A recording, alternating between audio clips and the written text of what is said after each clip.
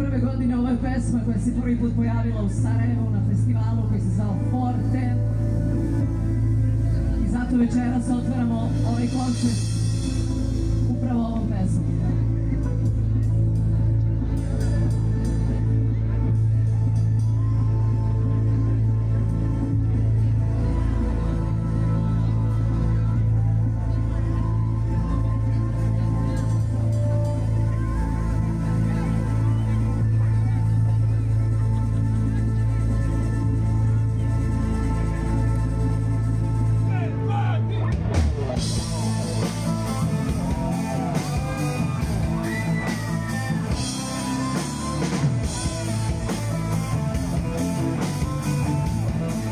Evo, nakon koncerta u Ravnoj, u distriktu Ravne, ja moram da kažem, pitao me i Semir sa kakvim impresijama odlazim.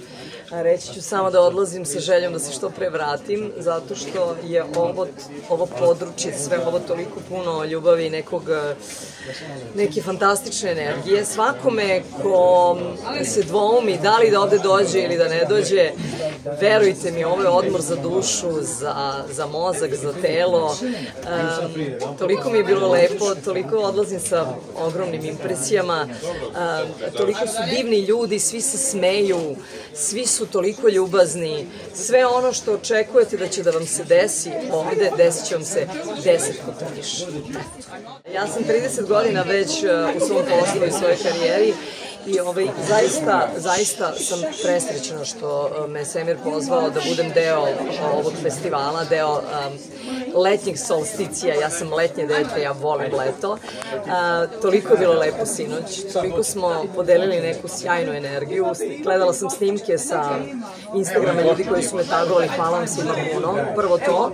A drugo, nekako želim da kažem da ovo igrom slučaja moj prvi koncert u Visokom od kako sam popularna i od kako se bavim muzikom i bio je baš ovde i vrlo sam srećna što je to bilo tako.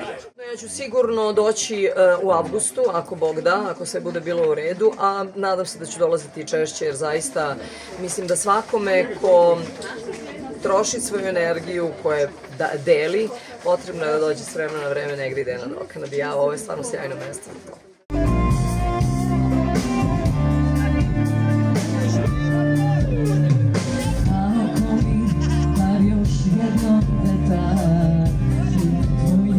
Tvoje